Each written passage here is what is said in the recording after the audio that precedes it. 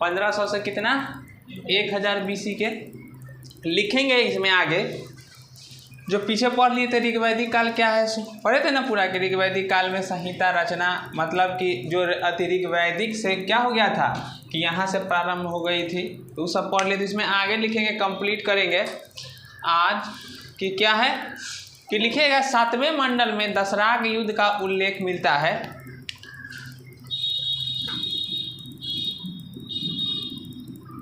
सातवें मंडल में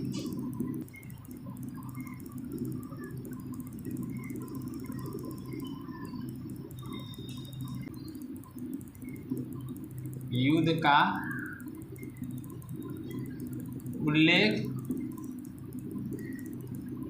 मिलता है, जो 7वें मंडल में दशराग युद्ध का उल्लेख मिलता है, जो क्या है भारत के कबीला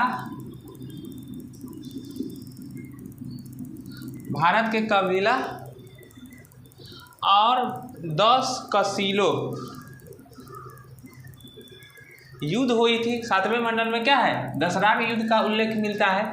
तब किसके किसके बीच युद्ध हुई सो लिखना है। तो भारत का कबीला वर्सेस 10 कबीलों के बीच हुआ था।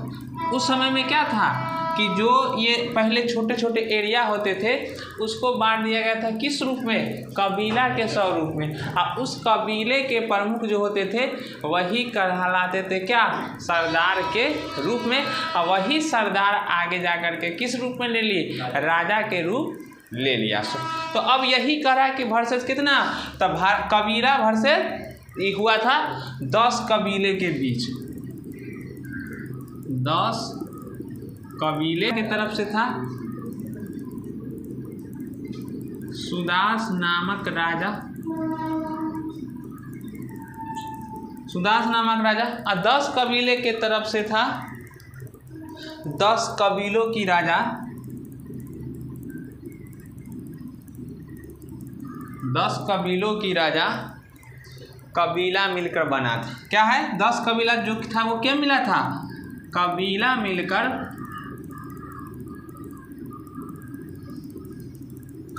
क्या बन गया।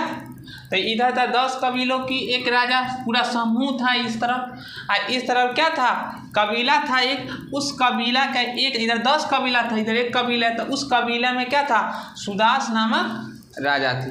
इन दोनों का युद्ध हुआ, इसमें क्या हुआ सुदास नामक राजा का विजय हो गया। किसका विजय हो गया,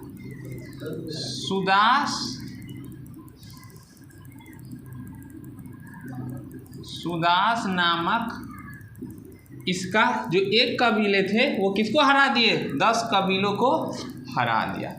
सुदास नामक राजा का विजय।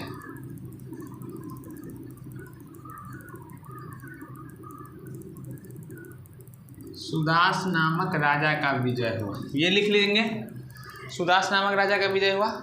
यह युद्ध रावी नदी के तट पर लड़ी गई थी। दशराग का युद्ध जो था लिख लीजिएगा, यह युद्ध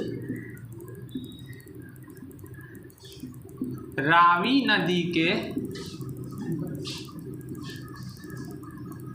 नदी के तट पे लड़ा गया था। तो ये लड़ाई लड़ी गई, यह युद्ध क्या हुआ था, रावी नदी के तट पे लड़ा गया। किस लिए हुआ, तो क्या हुआ, रावी नदी की जल के लिए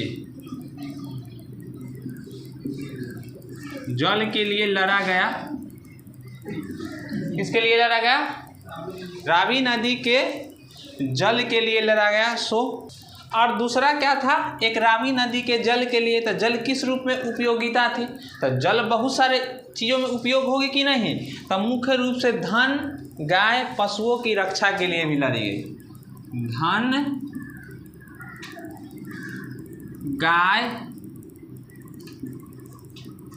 गाय और पशुओं की रक्षा के लिए, पशुओं की रक्षा के लिए। क्या हो गया कि जो यह युद्ध है वो रावी नदी के तट पर लड़ा गया था। किसके लिए? तो रावी नदी के जल के लिए लड़ा गया और किसके? धन गाय पशुओं की रक्षा के लिए लड़ी गई थी। कौन सा युद्ध किसके बीच हुआ था? सुदास और 10 कबीलाओं के बीच में, जिसमें सुदास नामक राजा का क्या हो गया? विजय हुआ।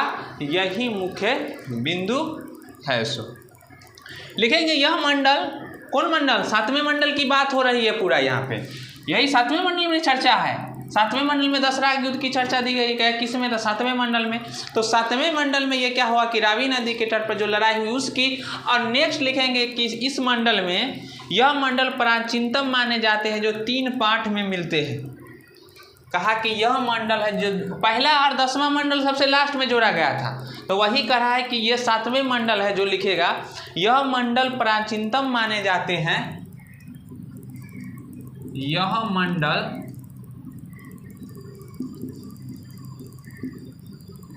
प्राचीनतम माने जाते हैं,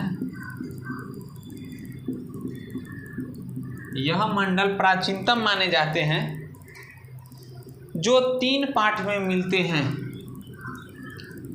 जो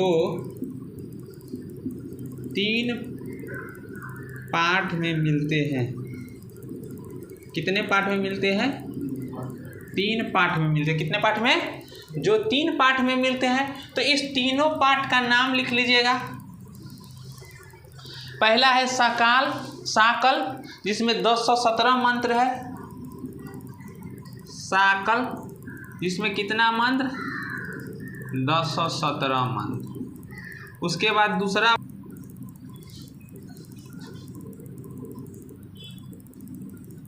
बालखिल्य, कितना मंत्र? 11 मंत्र। ठीक है, लिख देते हैं। वष्टकल, यही 3। उसका हो गया कि यह मंडल प्राचीनतम, यह मंडल क्या है? प्राचीनतम माने जाते हैं जो 3 पाठ में मिलते हैं। कौन कौन? तो कहा सकल जिसमें 217 मंत्र दिया गया है, बाल जिसमें शिल्य 11 मंत्र, अवष्टकल जिसमें 56 मंत्र की क्या की गई है? चर्चा की गई है। सो नेक्स्ट लिखिएगा 8वें मंडल। पहला है साकल 217 मंत्र, उसके बाल शिल्य 11 मंत्र, अवष्टकल 56 मंत्र। उसके बाद नेक्स्ट आगे लिखेंगे, नेक्स्ट लिखिएगा, लास्ट क्या है सर? लास्ट लिख लीजिएगा वष्टकल 56 मंत्र। नेक्स्ट लिखिएगा, नेक्स्ट लिखेंगे 8वें मंडल में घोषा, सिकता, अपाला, लोपामुद्रा जैसा ऋषि महिलाओं का नाम मिलता। क्या था कि पहले न कह देते कि ऋग वैदिक काल में दोनों क्या है मंत्र का उच्चारण कर सकते थे। कौन? पुरुष और महिला दोनों की समानताएं दी गई थी। तो अब कहा कि उसमें जो महिलाओं का मिला तो अब ऋषि के स्वरूप में उसमें उनकी नाम दे दिया गया है। तो उसमें नाम में देखेंगे तो 8वें मंडल में घोषा, सिकता लिखिएगा। 8वें मंडल में घोषा,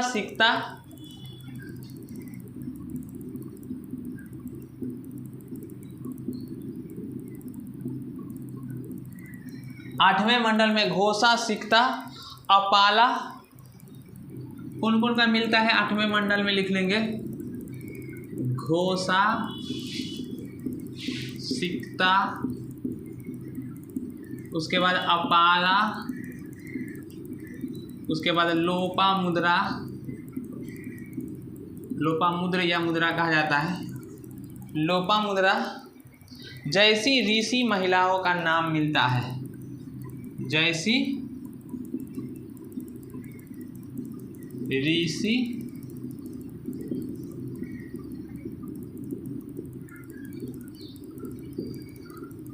महिलाओं के नाम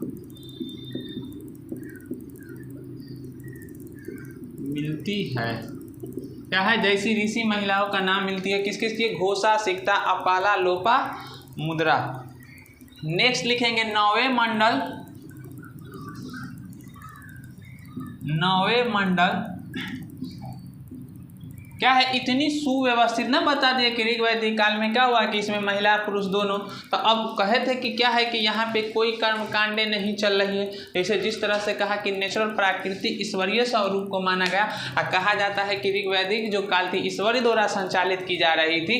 तो ऐसे में क्या है, जो ऋग्वेद से हमको वेद से जानकारी मिल रही है, तो यहाँ पे क्या है, कोई कर्म कांड नहीं चल रहा है। और जैसे ही उत्तर वैदिक काल में चलेंगे, तो अब यहाँ का पूरा रखिएगा, जैसे ही उत्तर वैदिक काल में चलेंगे तो तुरंत देख लेंगे कि क्या क्या ऋग वैदिक में जो चल रहा था, जो उत्तर काल में क्या हो गई, उत्तर वैदिक काल में परिवर्तित हो गई। तो वहीं से अब पूरा परिवर्तित, हम पहले कहे थे कि इतिहास पूरा स्टोरी जुड़ जाएगा, जहाँ से चलेंगे हम यहाँ से लेके अभी तक के पूरा जुड़ जाएगा हिस्ट्री की।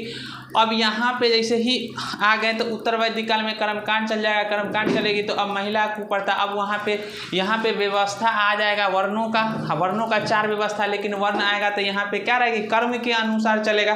कि मतलब कि जो भी पुरोहित है ज्ञानी के में आएंगे पुरोहित होंगे, जो भी लड़ने वाले होंगे वो क्षत्रिय कहलाएंगे। लेकिन जैसे ही 3 गो और वर्ण आएगा वहाँ पे उत्तर वैदिक काल में, तो 4 वर्ण आ जाएंगे, ब्राह्मण क्षत्रिय वैश्य शूद्र। तो अब जैसे ही वहाँ पे चल जाएंगे तो अब वहाँ पर क्या हो जाएगा, जन्म के अनुसार। और ऊपर से क्या है कि राजाओं जैसे लूट की धन, यहाँ पे धन होती थी ना, इसी कबीला भी मान रहा है राजा को, युद्ध दिखाए ना, ये कबीला राजा को मान रहा है, तो यहाँ पे कोई टैक्स करूर है नहीं। वहाँ पे जैसे ही लूट की धन की बात आएगी और लूट का धन जो मिलेगा उसमें क्या हो जाएगा कि ब्राह्मण और क्यों जो पुरोहित है सो ऊपर क्या क्षत्रिय दोनों हो जाएंगे, वो आपसी बंटवारा करने लगेगी। अब बाद में ब्राह्मण क्या अपने आप को मारा कि आर्य से सबसे स्वरूप में सर्वश्रेष्ठ, तो क्षत्रिय उसकी चुनौती देता है, तो वो दोनों क्या कर लेता है, सम्मिलित हो जाएगा और दोनों क्या करेगा कि समान ऊपर से कर ले सके और नीचे वाला आदमी को व्यवसाय। तो अब क्या हो जाएगा, जो वैश्य और शूद्र बचेंगे तो वैश्य को मिलेगा कृषि पशुपालन, ये सब जो काम हो गया वो वैश्य करेगी, और शूद्र को कौन काम, सेवा। जैसे महिला अभी ऋषि मंत्र तंत्र सब कर रही है ना, तो महिला समान पुरुष में है, किस में, ऋग वैदिक काल में। जैसे ही उत्तर वैदिक काल में चले जाएंगे तो महिला को और शूद्र को क्या समझेगा, वस्तु के समान। मतलब महिला भी सिर्फ सेवा के लिए है और महिला को भी कोई हक नहीं वहाँ पे, और किसको, शूद्र का भी कोई हक नहीं। तो अब पूरा रोका वहाँ पर जा करके, रोकेगा ना। अब वही कर्मकांड चलेगा तो आगे चल करके क्या हो जाएगी, धर्म आएगा और धर्म फिर से चलेगा किस ओर, जब वो वेदों पढ़ेंगे कौन सा, तो महावीर, और जब बौद्ध आएंगे तो वही फिर से उग जाते हैं कि इतनी कर्मकांड है और इतनी अंधविश्वास, मतलब कि क्या है, कुप्रथा आ गई है और जब मानव पे अत्याचार किया जा रहा है। यहाँ से उत्तर वैदिक से बलि प्रथा भी चलना प्रारंभ हो जाएगा। अब बलि प्रथा होगी तो बहुत लंबा कहानी चलेगा इसमें, कि बलि प्रथा चल जाएगी तो अब कृषि वहाँ पे मुख्य उपज हो गई, तो पशु को तो मृत्यु हो रहा है, बलि चढ़ा दिया जा रहा है, तो पशु की संख्या खत्म होते चले गई। तो अब उसको रोकने के लिए कोई चाहिए ना, ये धर्म परंपरा में ला दिया है उत्तर वैदिक से, तो अब धर्म को रोकने के लिए नया धर्म का ईजाद होगा, वही कौन सा, जैन और बौद्ध। वो आकर के क्या करेगा, नीचे वाला को समान और ऊपर से कहेगा कि वहीं से कौन सा शब्द निकल के आएगा, अहिंसा। तो अहिंसा जैसे ही अपनाया कि किसी को मृत्यु नहीं, तो अब क्या होगी, पशु की संख्या फिर से इंक्रीज कर जाएगा। तो अब जो भी लोग को दबा दिया गया है, महिलाएं, नीचे वाला लोग, उसको क्या कर रहा है, उसमें कोई सिस्टम नहीं है, वो डायरेक्ट अपना रहा है वो धर्म, तो धर्म तुरंत ऊपर की ओर जाएगा ना, तो फिर धर्म खत्म होगा। अभी पूरा चलना इतिहास यही चीज़ें है। हम पहले कहते थे कि पढ़ना नहीं है कि फैक्ट क्या है, हमको पूरा कोड होगा, जिंदगी से पूरा समझ लेंगे कि कहाँ से क्या खुल रहा है, पूरा चलना है ना। वैसे है ना, नो इस बात है कि हाँ ईद हुआ, ये हुआ, काहे हुआ, सबके पीछे है जुड़ रहा है, क्योंकि घटना घटित हुई है तो पूरा चल रहा है। वैसे हमको पूरा चलते चले जाना है, कैसे क्या होगा से पूरा इतिहास है यही, समझ गए। तो अब यही हो गए, 9वें मंडल में लिखेंगे। 9वें मंडल में सोम को समर्पित है। 9वां मंडल सोम को, इसीलिए घबराइएगा नहीं, कखनियों केकरो धर्म वाला आ जाएगा, जो जहाँ पे है ना, कुछ जिसका भी है उसको पूरा दिखाया जाएगा, जो जैसा किया है पीछे में है ना। तो कखनियों केकरो पर प्रहार हो जाए, आप खाली स्टूडेंट है अभी, समझ गए। कहियो महिला पर हमला हो जाएगा, कहियो पुरुष पर हमला। हम वास्तविकता पे चलते, सामने कौन है, कोई कंप्रोमाइज नहीं, जो जैसा है उसको चरित्र उजागर कर देंगे। लिख लीजिएगा, नवा मंडल सोम को समर्पित है। किसको समर्पित है? सोम को समर्पित है। नवा मंडल किसको है? कहाँ से है क्या, वो तो हम पूरा हाईलाइट करके साक्ष्य रखे हुए, हम नहीं बोल रहे भाई आपका इतिहास NCERT बोल रहा है, सरकार प्रमाणित किया, उससे हमको क्या लेना है? आप ही लिखे, आप कर्म किए हो, वैसे तो कहे करी किए हैं तो तभी लिखा गया इतिहास, उसमें कोई बड़ी बात है भी नहीं। सही चीज़ जानना भी चाहिए, तब ना अंधविश्वास से दूर होगा। नवा मंडल किसको है? सोम को समर्पित है। किसको समर्पित है? सोम को समर्पित है, लिख लीजिएगा। आगे लिखेंगे नवा मंडल किसका है? सोम को समर्पित है। सोम जैसे उस समय में माने जाते थे ईश्वर के स्वरूप में, हाँ देवता के स्वरूप में। नेक्स्ट लिखेगा, बताएंगे सोमदेव का क्या काम है आगे। उसके बाद लिखेगा ऋग्वेद के 10वें मंडल में, ऋग्वेद के 10वें मंडल में, 10वें मंडल में वर्णित, ऋग्वेद के 10वें मंडल में वर्णित पुरुष सूक्त में, पुरुष सूक्त में विराट द्वारा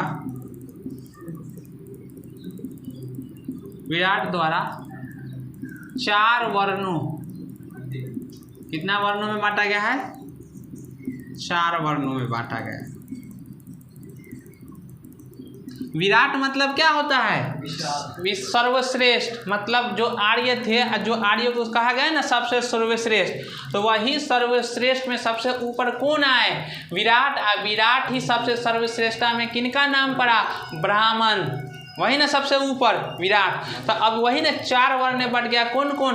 ब्राह्मण, क्षत्रिय, वैश्य और शूद्र। मतलब क्या है? विराट मतलब सर्वश्रेष्ठता के ऊपर 4 वर्णों में डिफाइंड कर दी गई कि यही 4 है। तो सबसे पहले अब यही क्रम में होगा कि पहले ये सर्वश्रेष्ठ, दूसरा ये सर्वश्रेष्ठ, तीसरा ये सर्वश्रेष्ठ, चौथा ये सर्वश्रेष्ठ।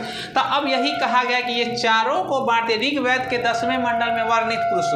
तो अब जो कहा गया कि ये विराट, और जो आप कहते हैं कि ऋग्वेद ईश्वरीय परंपरा से चल रही थी, बात कहा गया ना, तो वहाँ पे सभी कर्मकार सही है। हम कहते हैं कि वेद से हम लिए हैं, ईश्वरीय परंपरा से, वर्ण वहाँ से आया। तो अब हमको यहाँ पे ध्यान देना है कि पहले ही लिखा दिए थे कि पहला और 10वां मंडल बाद में जोड़ा गया, बाद में जोड़ी गई ना, तो पहला और 10वां मंडल बाद में जोड़ा गया। तो बाद में ये भी कह रहा था कि क्या है कि अपने ऊपर फायदे के लिए ऐसी व्यवस्था को इसमें ला करके जोड़ दी। तो पहले और 10वें मंडल में, पहला 10वां मंडल बाद में जोड़ा गया, तो सबसे बाद में जोड़ी गई। तो 10वें मंडल में क्या किया गया? तो यहाँ पे सिर्फ लिखा गया, लेकिन इसकी कोई ऐसी व्यवस्था नहीं न थी। देखते आए नहीं ना व्यवस्था है। और यही जो जोड़ा, यही उत्तर वैदिक काल में क्या हो जाएगा? यहाँ पे लिखा था कर्म कह रहा था, लेकिन ये चारों का उल्लेख मिलता है, लेकिन इसको बाद में जोड़ी गई। लेकिन इसी को बाद में कहा तो उत्तर वैदिक काल में क्या कर देगा? जन्म के अनुसार, मतलब अब वंश के अनुसार हो गया कि अब क्या होगा? सबसे सर्वोत्तम पुरुष हमेशा के लिए ब्राह्मण होगा। अब जो क्राइटेरिया ब्राह्मणे होगा, क्षत्रिय क्षत्रिय रह जाएगा, वैश्य वैश्य और शूद्र शूद्र। समझ गए? तो यही एरिया को बांट दी गई। तो अब यहाँ पे कहा तो विराट के द्वारा कितना को बांटा गया? 4 वर्णों में बांट दी गई। लिखेंगे, लिखिएगा चारों का नाम, चारों का नाम लिख लेंगे, ब्राह्मण, क्षत्रिय, वैश्य और शूद्र।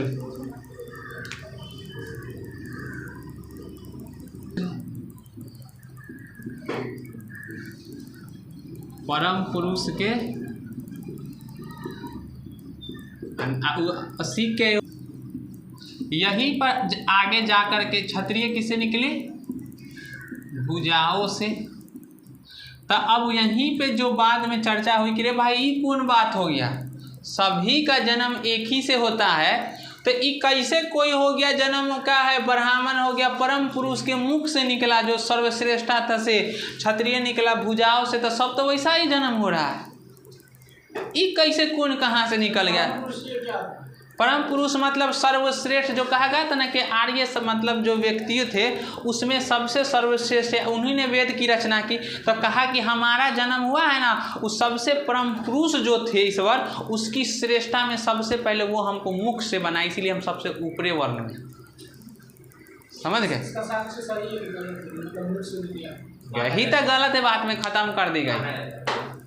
माना जैसे ब्राह्मण यही ना प्रथा को चेंज कर दिया गया, आकाश पूरा हटा दिया गया। वही तो बात सीखना है कि न है जो वो कहा ये बात तक वो कहा कि जो ये व्यवस्था है लास्ट में 10वें मंडल में, तो वही ना कहा कि 10वें मंडल बाद में जोड़ी गई है। और जो ये आप बताएं ये व्यवस्था क्या हुआ कि जो ऊपर का जो था ना ये अपना अति वर्चस्व के लिए कराए जो था उस धार्मिक ऋग्वेद को उसमें परिवर्तित करके अपना फायदा अनुसार बना दिए इसको, जिससे क्या कर सके उसको कुछ नहीं करना है।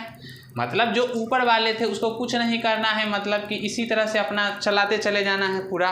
क्षत्रिय है तो क्षत्रिय तो लड़ाई कर रहा है साम्राज्य युद्ध का, तो देखा कि शक्ति में तो क्षत्रिय है, लेकिन क्षत्रियों को यज्ञ कौन करेगा?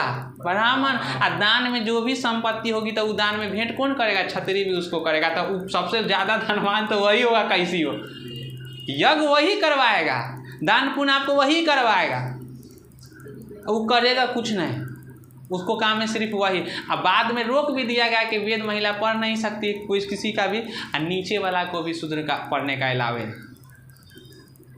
कर्मकांड जो होता था अभी भी आप में हो तो वो जो उसका है ब्राह्मण, वो कुल ब्राह्मण में भी उप में बढ़ जाएगा, समझे गए? तो जो एगो वो ब्राह्मण होते पंडित, जो ब्राह्मण होते वेद रचना वाला, उनका वंश होगा वही आपका कर्मकांड कर सकता है, दूसरा नहीं। ब्राह्मणों में बटा था उपजाति में, तो सब ब्राह्मण नहीं कर सकता है, ब्राह्मण में भी बट गया है, देखिएगा आगे बटा ना। तो वही कुल को आपको खोज के उसी से करना था, उसका तो परिवार एकदम संपन्नता न चले रहेगा। समझे बात के? ये बात है। ब्राह्मण परम पुरुष के मुख से है, क्षत्रिय भुजाओं से। आप अपना अपना अंदाजा लगाएंगे, हमको पढ़ाना है तो हम अपना बता देते हैं कि इसका अर्थ ये हो रही है, किसी को तकलीफ ना हो, समझ गए? क्षत्रिय उसकी भुजाओं से, क्षत्रिय किससे निकला? भुजाओं से। नेक्स्ट पॉइंट लिखिएगा, वैश्य जो निकला उसकी जांघों से, वैश्य निकला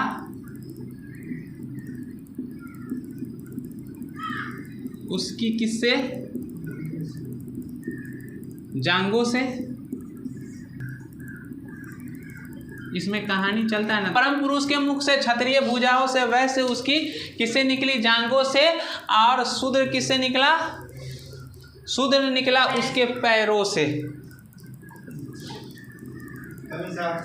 अब तो क्या हो गया? शूद्र निकला किससे? उसके पैरों से निकला। सो तो अब यहीं पे जो बात दिया था, कहेगा कि जो वर्णीय व्यवस्था का जब पूछे क्वेश्चन, तो ऋग्वेद में क्या थी कि वर्ण व्यवस्था को 4 तरफ से किस में दिया गया था? तो 10वें मंडल में दे दिया गया था। लेकिन 10वें मंडल में आपका क्या था? ब्राह्मण, क्षत्रिय, वैश्य और शूद्र। तो जब कहेगा कि साक्ष्य मतलब में इस तो पहले से है, तो कहिएगा पहला और 10वां मंडल क्या था?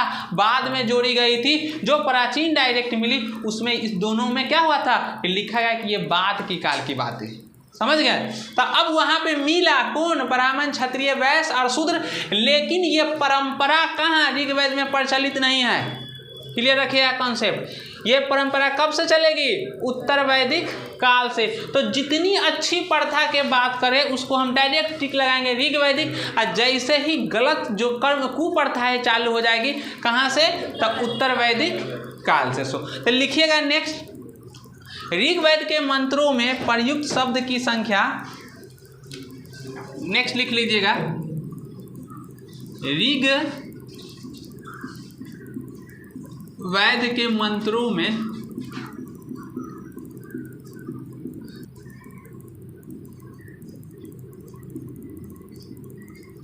प्रयुक्त शब्दों की संख्या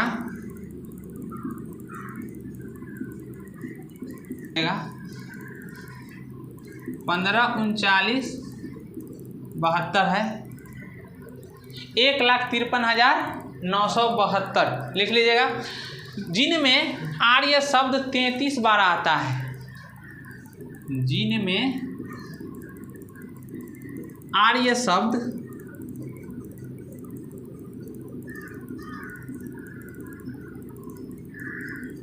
33 बार आता है। कितना बार आता है? कहा ऋग्वेद के जो मंत्रों में प्रयुक्त शब्द है, कितना है? प्रयुक्त शब्दों की संख्या 1539 कितना है?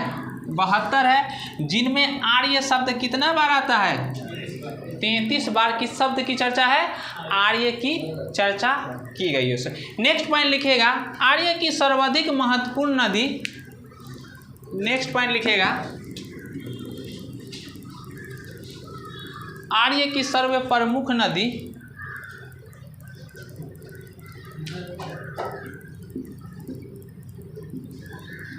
आर्य की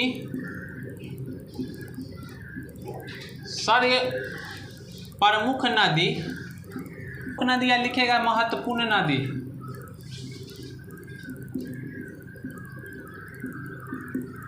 आर्य की सर्वप्रमुख नदी या महत्वपूर्ण नदी सिंधु थी एवं आध्यात्मिक दृष्टि से सरस्वती नदी का दूसरा स्थान था। कहा कि आर्य की सर्वप्रमुख नदी कौन सी नदी थी? सिंधु नदी थी, सिंधु नदी। लेकिन आध्यात्मिक रूप से, आध्यात्मिक रूप से सबसे कौन था? तो सरस्वती नदी आध्यात्मिक रूप से दूसरा मानना कौन था? दूसरी सबसे सर्वप्रमुख नदी कौन सी नदी? सरस्वती नदी थी। यही था, कहेगा आर्य का सर्वप्रमुख नदी महत्वपूर्ण सिंधु नदी। तो अब देखेंगे सिंधु ही सर्वप्रमुखता हो जाएगी, क्योंकि उस समय से आया। तब क्या हुआ कि कह रहे थे कि जो भी सभ्यताएं विकसित वो कहाँ थी? सिंधु और मध्य गंगा के क्षेत्र में, पूरा मैदानी इलाका। और जान रहे थे कि आर्य जो सर्वप्रमुख आए तो कहा ही जाता है कि किसके स्वरूप में? तो इस ओर से मतलब कि क्या हुआ कि वहाँ यहाँ पे कि जो सभ्यता विकसित हुई थी, तो कहे थे ना कि इससे पहले जो पाषाण एरिया था उसमें किसकी बनी हुई थी? पाषाण पत्थरों की बनी हुई थी। पाषाण मतलब पत्थर के औजारें मिल रही है, तो उसे छोटा छोटा। यहाँ पर क्या था कि तरलीय उपजाऊ क्षेत्र था, तो इसीलिए जो मैदानी क्षेत्र थी यहीं पे थी। और जो भारत के पूर्वी क्षेत्र था वहाँ पे वनीय क्षेत्र था, बड़े बड़े वन। उत्तर में हिमालय क्षेत्र था, तो वहाँ पर क्या था कि अब उसको मैदानी और उपजाऊ बनाने के लिए क्या चाहिए? चाहे जंगल की कटाई के लिए बड़े औजार की आवश्यकता थी। तो अब लोहा का जब खोज होगा तब ना बड़े औजारें बनेगी, समझ गए? तो वही आगे लोहा का अवशेष होगा, तब जा करके उधर विकास होगा। इसीलिए अब जब तक यहाँ पे रहेगा सभ्यता, तो सिंधु को ही प्रमुख माना गया। सो नेक्स्ट पॉइंट लिखेंगे, नेक्स्ट पॉइंट लिखेगा, ऋग्वैदिक काल में विवाह का उम्र 16 से 17 वर्ष थी। लिख लीजिएगा, ऋग्वैदिक काल में लिखिएगा,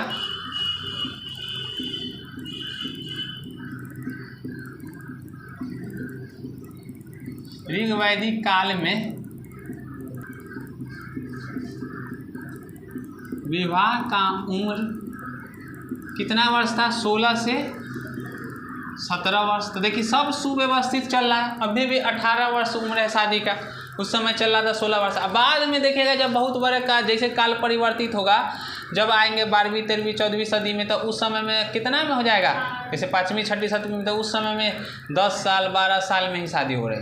बाल विवाह का प्रथा प्रचलन हो गया था। कहते ना कि सब कर्म बाद चालू हो जाएगा। तो यही ऋग्वैदिक काल में विवाह की उम्र पूछे तो कितना वर्ष? 16 से 17 वर्ष थी। लिखेंगे यूनेस्को द्वारा, नोट करके लिख लीजिएगा, नोट करके, यूनेस्को द्वारा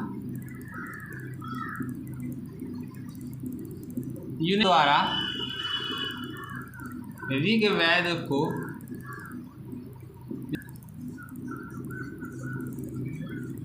विश्व के मानव धरोहर विश्व भर के साहित्य में शामिल किया गया है। शामिल, यही कहा है नोट, यूनेस्को द्वारा ऋग्वेद को क्या कर दिया है, विश्व के मानव धरोहर के साहित्य में शामिल किया गया है।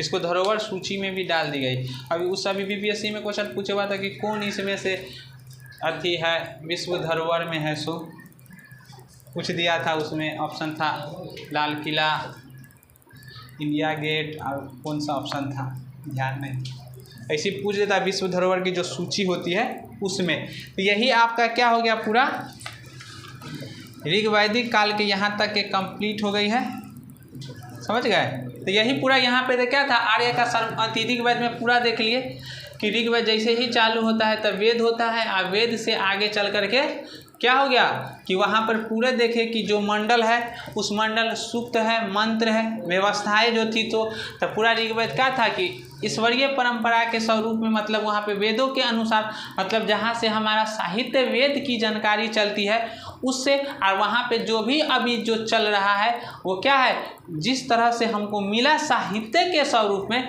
उसे स्पष्ट पता चल जाता है कि वहाँ पे पूरा क्या था, सभ्य व्यवस्था थी, और वहाँ पे कोई ऐसी कर्मकांड की बातें नहीं की गई, नहीं ना मिला है।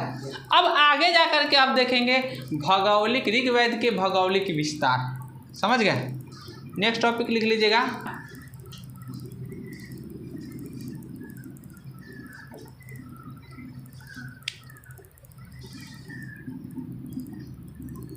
ऋग्वैदिक भौगोलिक विस्तार।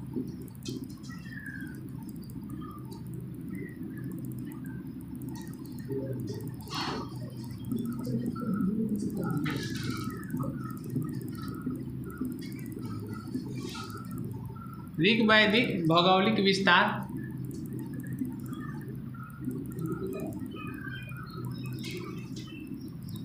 लिखेगा इसमें। अब लिखेंगे कि जो ऋग्वेद था, ऋग्वैदिक था ना, तो जो ऋग्वैदिक काल चला उसका कितना विस्तार में फैली हुई थी, भौगोलिक विस्तार क्या था सो। तो लिखेंगे ऋग्वैदिक में आर्य निवास स्थल के लिए लिखेगा, ऋग्वेद में आर्य निवास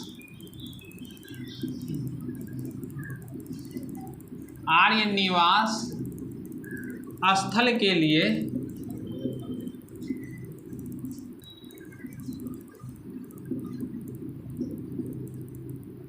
सप्त सैंधव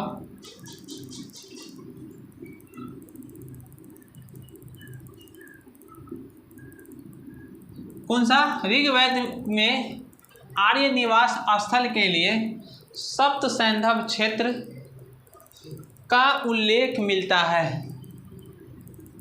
सप्त सैंधव क्षेत्र का उल्लेख मिलता है।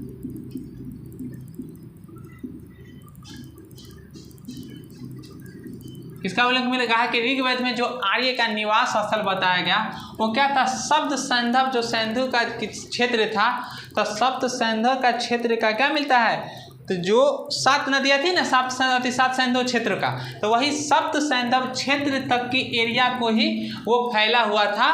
तो अब लिखिएगा जिसका अर्थ है 7 नदियों का क्षेत्र। सप्त सैंधव मतलब क्या होता है, जिसका अर्थ होता है, जिसका अर्थ 7 नदियों का देश, क्या है ना, 5 नदियों का क्षेत्र, 7 नदियों का क्षेत्र होता है, सो लिख लीजिएगा। जिसका अर्थ क्या होता है, जिसका अर्थ 7 नदियों का क्षेत्र होता है। तो लिखेंगे कौन कौन 7 नदियाँ थी, सो लिख लीजिएगा। कौन 7 नदियाँ के क्षेत्र में फैला हुआ था, सिंधु,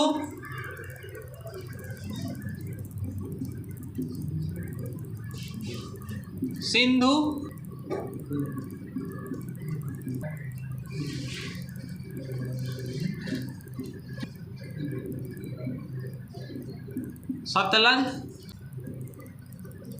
पूछ देगा कि कौन सी नदी का पुराना मॉडर्न नाम, प्राचीन नाम, अभी का नाम। तो अस्किनी का अभी का नाम कौन सा है? चिनाब।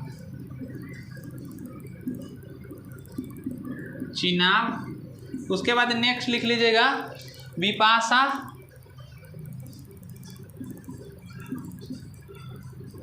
विपाशा का नाम क्या है? व्यास।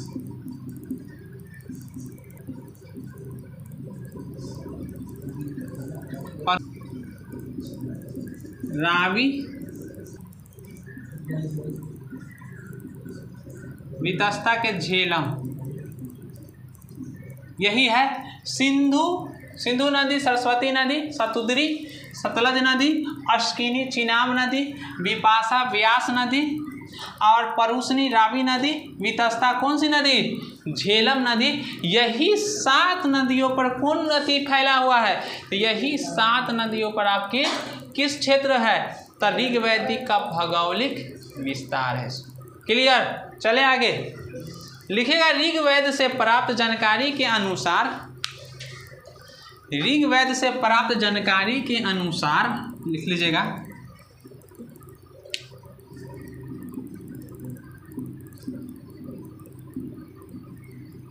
ऋग वेद से प्राप्त जानकारी के अनुसार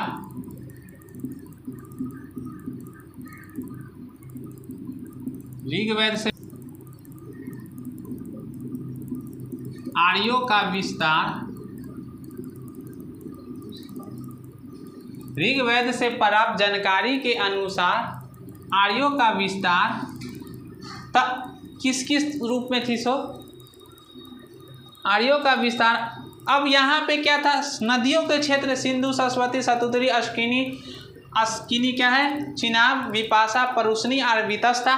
तो एरिया मतलब कौन कौन देश के एरिया को फैला हुआ था? सो तो अब इस अनुसार में लिखेंगे अफगानिस्तान,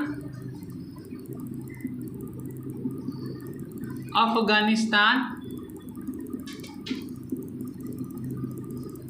उसके बाद लिखेगा पंजाब,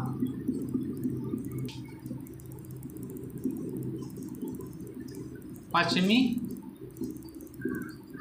उत्तर प्रदेश। यही ना एरिया है। अगर भारत के मैप पे देखा जाए तो कहाँ पे आ जाएगा? तो ये वाला एरिया आपका हो जाएगा यहाँ पंजाब के क्षेत्र में, और ये वाला एरिया आपका कौन हो गया? ये है अफगानिस्तान। और यहाँ पे जो एरिया हो गया इस तरफ, ये क्या हो जाएगा? उत्तर प्रदेश। यही एरिया हो गया। हाँ, इस साइड।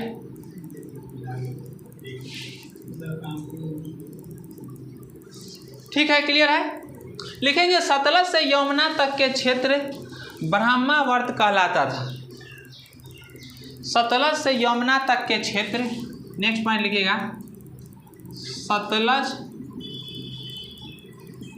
से यमुना तक का क्षेत्र, यमुना तक का क्षेत्र कहाँ से?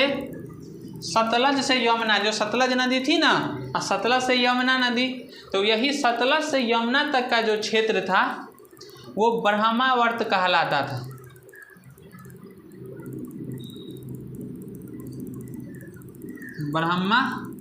ब्रह्मावर्त कहलाता था। लिख लीजिएगा नेक्स्ट पॉइंट, मनुस्मृति। कौन सी स्मृति? मनुस्मृति है ना, यही ना चल रहा था पूरा क्रम पहले, धार्मिक ग्रंथ थी। मनुस्मृति में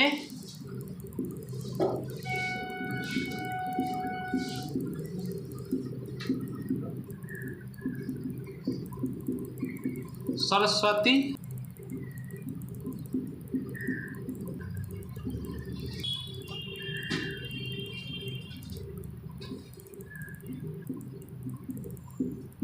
नदियों के बीच के प्रदेश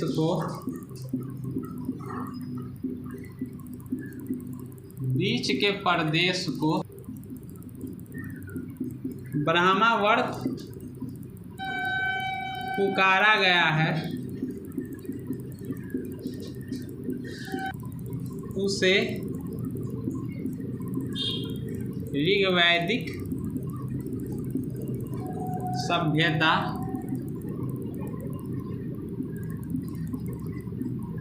क्या कर दिया, उसे ऋग्वैदिक सभ्यता का केंद्र माना जाता है।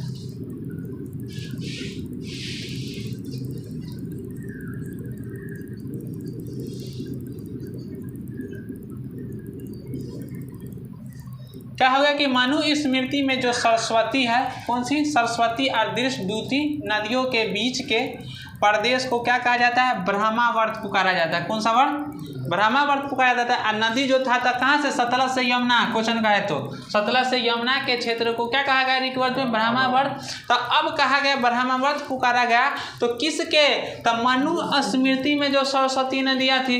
तो अब कहा कि जो इसका सरस्वती नदी में कहे थे ना, पहले लिखा दिए थे कि सबसे जो मुख्य नदी ऋग्वेद की सिंधु, लेकिन किसके अनुसार, तो वही कहा कि ये कर्म जो ये अनुसार थी, तो इसके अनुसार क्या था कि सबसे सुप्रीम केंद्र में किसको माना गया, सरस्वती नदी को ऋग्वेद में, किसके, तो मनु स्मृति के अनुसार। यही ना मनु स्मृति है जो, इसमें सरस्वती और दृष्टद्युति नदियों के बीच के प्रदेश को ब्रह्मावर्त पुकारा गया है। और यही ब्रह्मावर्त को क्या कहा गया, मुख्य केंद्र में रखा गया, किसमें, ऋग्वैदिक काल में। समझ गए, यहाँ तक के पूरा क्लियर है। नेक्स्ट पॉइंट लिख लीजिएगा, देश कहलाता है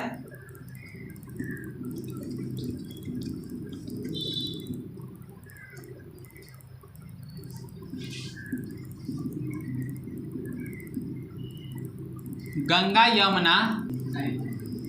कौन कौन ज्योग्राफी पढ़ा है, अपने थप्पड़ मारिए पहले, जो ज्योग्राफी पढ़ा है हमसे।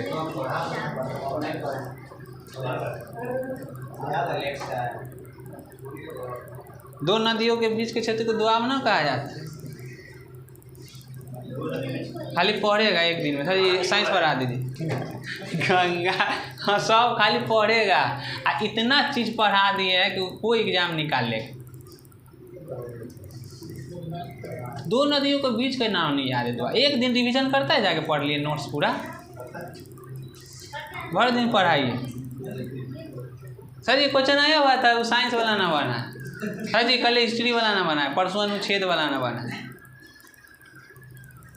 गंगा यमुना दोआब लिखिएगा, गंगा यमुना दोआब क्षेत्र एक दिन ना रिवीजन करता है, बिना रिवीजन के तो कोई एग्जाम ना निकले।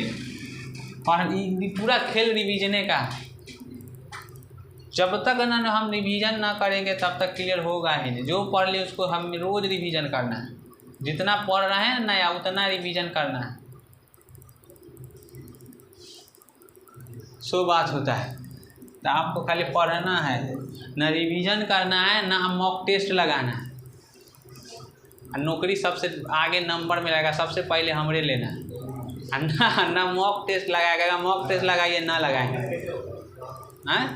मॉक टेस्ट अपने स्वयं लगाइएगा। जो जो क्वेश्चन फंस रहा है उसको लेकर आइएगा टॉपिक, सर ये क्वेश्चन फंस गया, सर ये मैथ फंस गया, मैथ सर पढ़ा रहे हैं, मैथ में सर से पूछिए। रीजनिंग फंस गया, रीजनिंग जीएस में डाउट हो रहा है, हम पढ़ा रहे हैं, 3 आदमी आपको पढ़ा रहा है। एक आदमी को रिजल्ट चाहिए, 3 आदमी पढ़ा रहा है।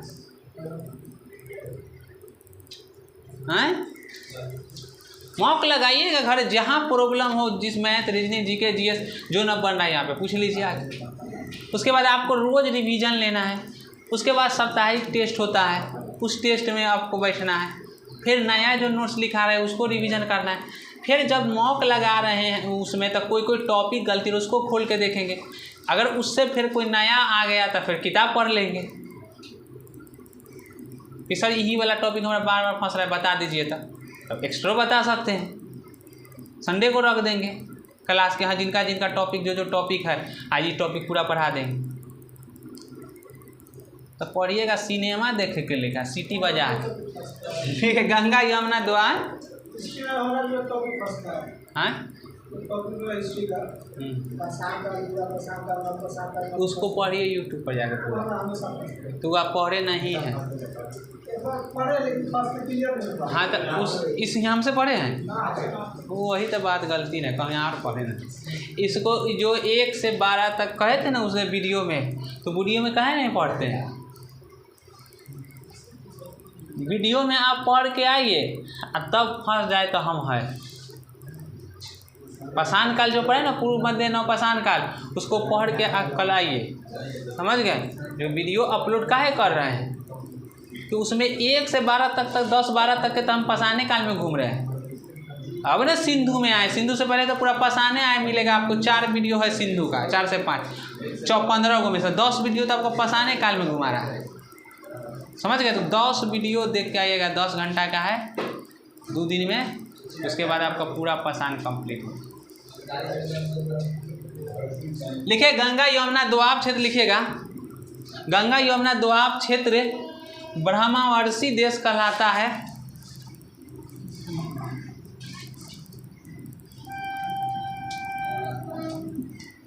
ब्रह्मावर्षी देश कहलाता है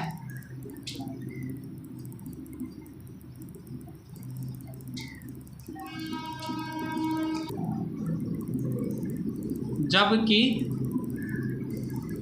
संपूर्ण उत्तर भारत क्या कहलाता है? आर्यवर्त। कहा गया ना कि भारत का हमारा नाम पहले आर्यवर्त भी था।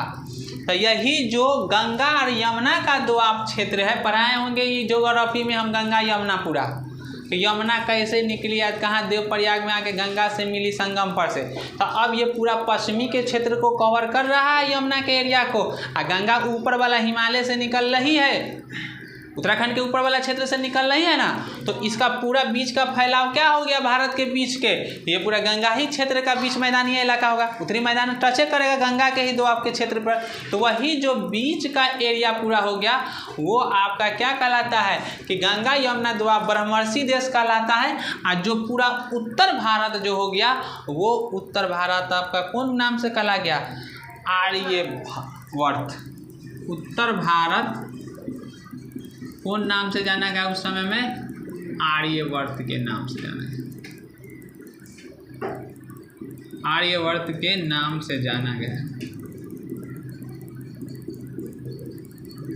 या कहलाता था, लिख ले, जाना गया या कहलाता था, ठीक है। यही पूरा आपका एरिया हो गया, यहाँ से किया गया है।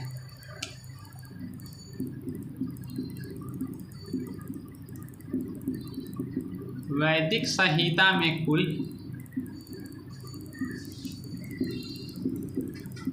31 नदियों का जिक्र किया गया है।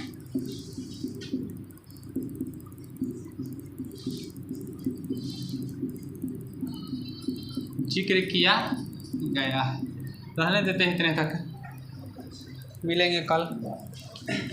भौगोलिक विस्तार में थोड़ा बता हुआ है, तो उसके बाद ऋग्वैदिक समाज कैसा था ये अभी एरिया देख रहे हैं। पहले ऋग्वेद क्या था सो देखे, उसके बाद ऋग्वैदिक जब पहला देख लिए उसमें, तो ऋग्वैदिक में पूरा देखने के बाद क्या देख लिए कि उसको पहले की क्या था, कैसी परंपरा, कैसी प्रथाएं थी, उसको देख लिए।